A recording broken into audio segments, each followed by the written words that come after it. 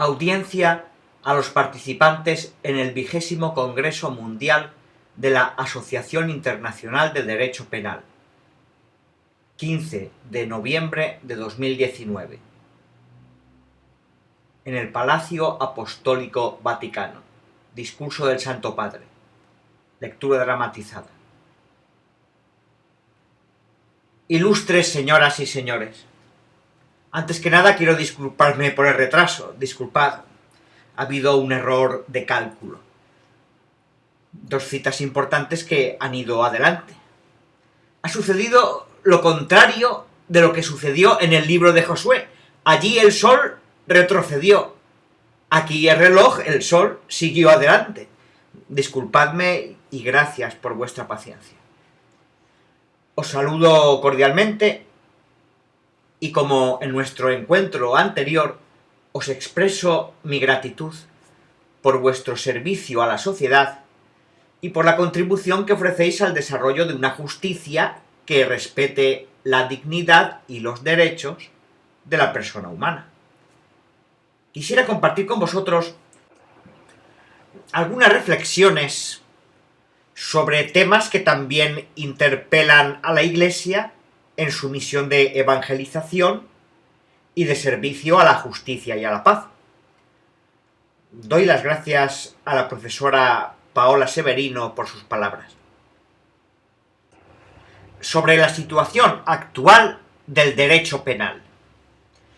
Desde hace varias décadas, el derecho penal ha incorporado, principalmente a partir de aportes de otras disciplinas, diferentes conocimientos sobre algunos problemas relacionados con el ejercicio de la función sancionadora.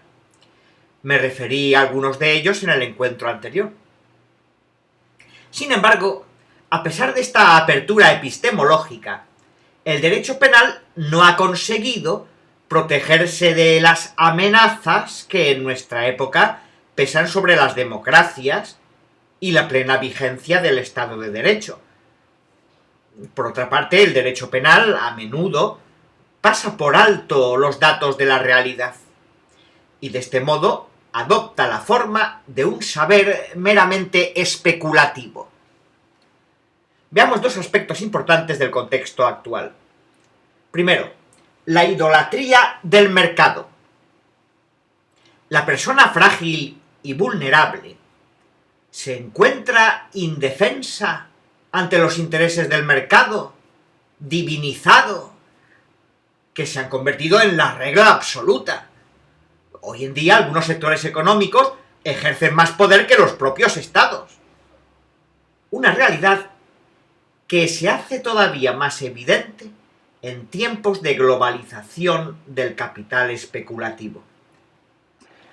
El principio de maximización del beneficio aislado de cualquier otra consideración conduce a un modelo de exclusión automático, que es pernicioso para quienes sufren sus costos sociales y económicos en el presente, al tiempo que condena a las generaciones futuras a pagar sus costos ambientales. Lo primero que los juristas deberían preguntarse hoy es qué pueden hacer con el propio saber para contrarrestar este fenómeno que pone en peligro las instituciones democráticas y el desarrollo mismo de la humanidad. En concreto, el reto actual para todo penalista es contener la irracionalidad punitiva que se manifiesta, entre otras cosas, en el encarcelamiento masivo, el hacinamiento y la tortura en las cárceles, y en la arbitrariedad y abusos por parte de las fuerzas de seguridad, así como en la ampliación del alcance de la pena, la criminalización de la protesta social, el abuso de la prisión preventiva y el repudio de las garantías penales y procesales más básicas. Segundo, los riesgos del idealismo criminal. Uno de los mayores desafíos actuales de la ciencia penal es la superación de la visión idealista que asimila el deber ser a la realidad. La imposición de una sanción no puede justificarse moralmente por la supuesta capacidad de fortalecer la confianza en el sistema normativo y en la expectativa de que cada individuo asuma un papel en la sociedad y se comporte de acuerdo con lo que se espera de él. El derecho penal, también en sus corrientes normativas, no puede prescindir de datos elementales de la realidad, como los que manifiestan la operatividad concreta de la función sancionadora. Toda reducción de esta realidad, lejos de ser una virtud técnica, contribuye a ocultar los rasgos más autoritarios del ejercicio del poder. El daño social de los delitos económicos. Una de las omisiones frecuentes del derecho penal, consecuencia de la selectividad sancionadora, es la escasa o nula atención que reciben los delitos de los más poderosos, en particular la macrodelincuencia de las empresas.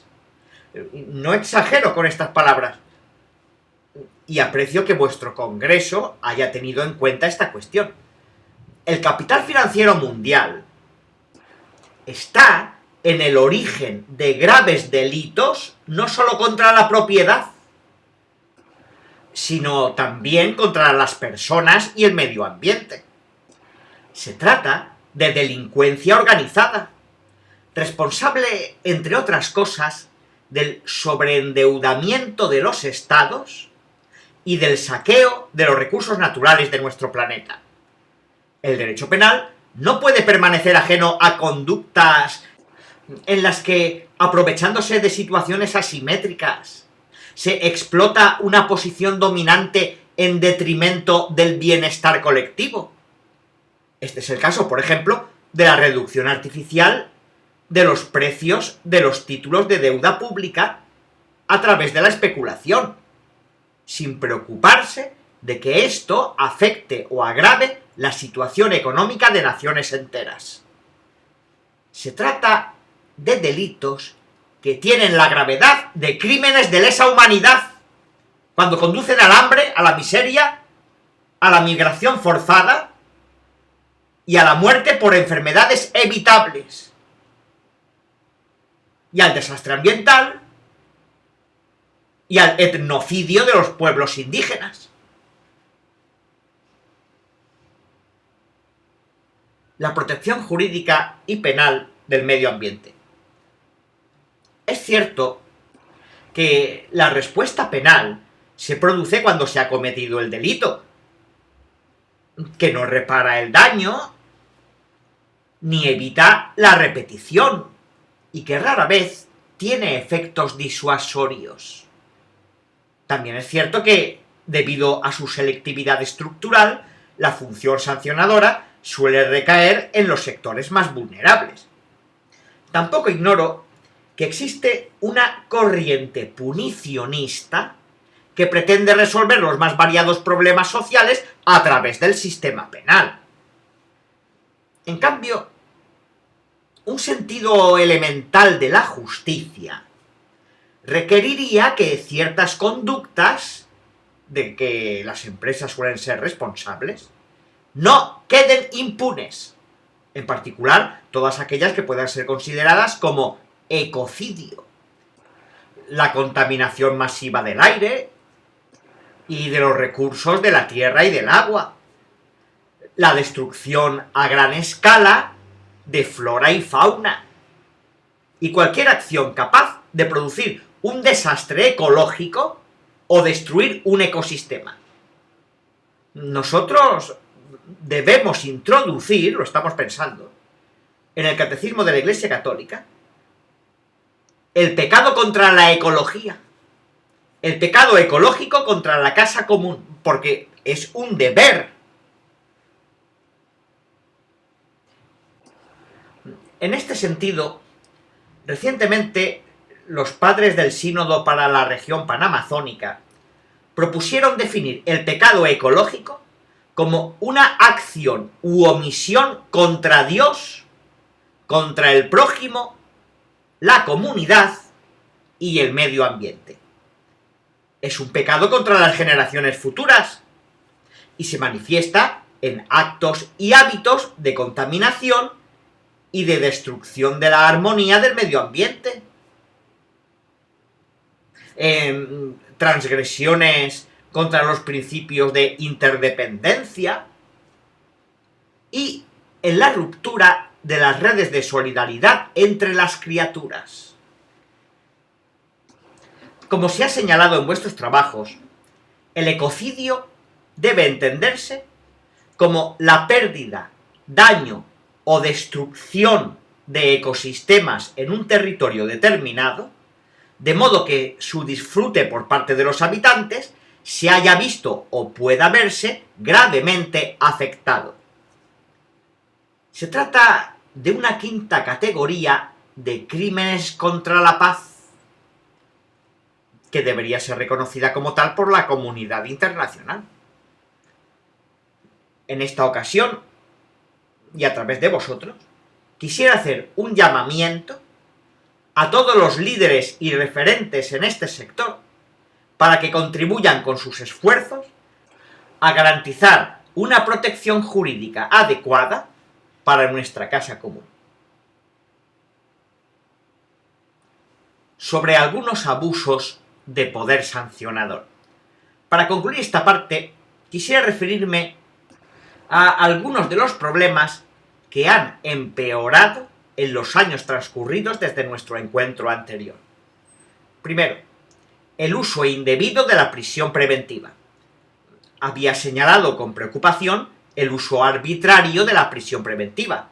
Lamentablemente, la situación ha empeorado en varios países y regiones, donde el número de presos no condenados ya supera con creces el 50% de la población carcelaria.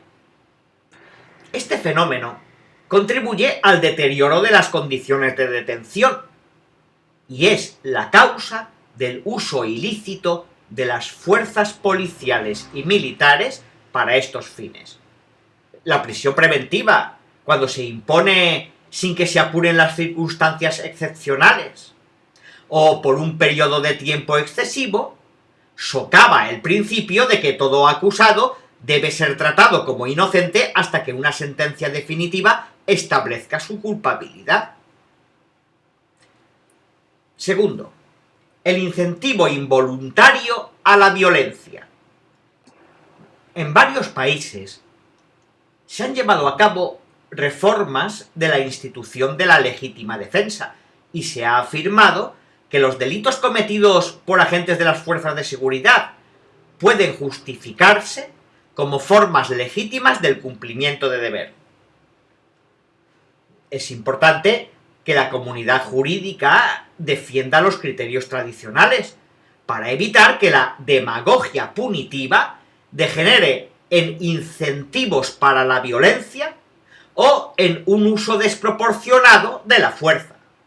Son conductas inaceptables en un Estado de Derecho y, en general, acompañan a los prejuicios racistas y al desprecio de los grupos sociales de marginación. Tercero, la cultura del descarte y la del odio. La cultura del descarte, combinada con otros fenómenos psicosociales generalizados en las sociedades del bienestar, muestra una grave tendencia a degenerar en una cultura del odio. Se registran, desgraciadamente, episodios no aislados, que ciertamente necesitan un análisis complejo, en los que se desfoga el malestar social tanto de los jóvenes como de los adultos. No es casualidad que a veces reaparezcan emblemas y acciones propias del nazismo. Os confieso que cuando escucho algún discurso, algún responsable del orden o del gobierno, me vienen a la mente los discursos de Hitler en el 34 y en el 36. Hoy, son acciones propias del nazismo, que con su persecución contra los judíos, los gitanos y las personas de orientación homosexual, representa el modelo negativo por excelencia de la cultura del descarte y del odio. Así se hacía en aquella época. Y hoy renacen estas cosas. Es necesario prestar atención, tanto en el ámbito civil como en el eclesial, para evitar cualquier posible compromiso, que se supone involuntario, con estas degeneraciones. 4. El lawfare. Periódicamente se verifica que se recurra a acusaciones falsas contra los líderes políticos, concertadas con los medios de comunicación, los opositores y los órganos judiciales colonizados. De esta manera, con los instrumentos propios del lawfare, se instrumentaliza la lucha siempre necesaria contra la corrupción, con el fin de combatir a los gobiernos no deseados, reducir los derechos sociales y promover un sentimiento de antipolítica del que se benefician aquellos que aspiran a ejercer un poder autoritario. Y al mismo tiempo, es curioso que el recurso a los paraísos fiscales, que sirven para ocultar todo tipo de delitos, no se perciba como una cuestión de corrupción y delincuencia organizada. Del mismo modo, los fenómenos masivos de apropiación de fondos públicos pasan desapercibidos o se minimizan como si fueran meros conflictos de intereses. Invito a todos a reflexionar al respecto. Llamamiento a la responsabilidad. Quisiera dirigir una invitación a todos vosotros, expertos en derecho penal, y a cuantos en sus diversas funciones están llamados a desempeñar funciones relacionadas con la aplicación del derecho penal. Teniendo en cuenta que el objetivo fundamental del derecho penal es proteger los bienes jurídicos más importantes para la colectividad, cada tarea y cada encargo en este ámbito tiene siempre una resonancia pública, un impacto en la colectividad. Esto requiere e implica al mismo tiempo una responsabilidad más seria para el operador de justicia, en cualquier nivel que se encuentre, desde el juez, pasando por el funcionario, hasta el agente de la fuerza pública. Toda persona llamada a desempeñar una tarea en este ámbito debe tener siempre presente, por una parte, el respeto de la ley, cuyas disposiciones deben observarse con un cuidado y un deber de conciencia adecuado a la gravedad de las consecuencias. Por otra parte, hay que recordar que la ley por sí sola nunca puede alcanzar los objetivos de la función penal. También debe aplicarse en beneficio efectivo de las personas afectadas. Esta adaptación de la ley a la situación concreta de los casos y de las personas es un ejercicio tan esencial como difícil. Para que la función judicial penal no se convierta en un mecanismo cínico e impersonal, necesitamos personas equilibradas y preparadas, pero sobre todo apasionadas. Apasionadas por la justicia, conscientes del grave deber y de la gran responsabilidad que cumplen. Sólo así, la ley, toda la ley, no solo la penal, no será un fin en sí misma, sino que estará al servicio de las personas implicadas, ya sean los autores de los delitos o los que han sido ofendidos. Al mismo tiempo, al actuar como un instrumento de justicia sustantiva y no solo formal, el derecho penal podrá desempeñar la tarea de protección real y efectiva de los bienes jurídicos esenciales de la colectividad. Y tenemos que ir ciertamente hacia una justicia penal restaurativa. En todo delito hay una parte lesa y dos vínculos dañados: el del responsable del hecho con su víctima y con la sociedad. He señalado que existe una asimetría entre el castigo y el delito, y que la ejecución de un mal no justifica la imposición de otro mal como respuesta. Se trata de hacer justicia a la víctima, no de ajusticiar al agresor. En la visión cristiana del mundo, el modelo de justicia encuentra la encarnación perfecta en la vida de Jesús, que después de haber sido tratado con desprecio y hasta con violencia que lo llevó a la muerte, en última instancia, en su resurrección, trae un mensaje de paz, perdón y reconciliación. Son valores difíciles de alcanzar, pero necesarios para la vida buena de todos. Y retomo las palabras de la profesora Severino sobre las cárceles. Las cárceles deben tener siempre ventana, es decir, el horizonte. Apuntar a una reinserción. Y debemos, en esto, pensar profundamente en la manera de dirigir una prisión, en la manera de sembrar la esperanza de reinserción, y pensar si la pena es capaz de llevar a esta persona, y también el acompañamiento de esto. Y repensar seriamente la cadena perpetua. Nuestras sociedades están llamadas a avanzar hacia un modelo de justicia basado en el diálogo, en el encuentro, para que, en la medida de lo posible, se restablezcan los vínculos dañados por el delito y se reparen los daños causados. No creo que sea una utopía, pero ciertamente es un gran reto. Un reto al que todos debemos enfrentarnos si queremos abordar los problemas de nuestra convivencia civil de una manera racional, pacífica y democrática. Queridos amigos, os doy las gracias por tres cosas: por vuestra doble paciencia de esperar una hora y la otra paciencia de escuchar este discurso tan largo, y también por este encuentro. Gracias.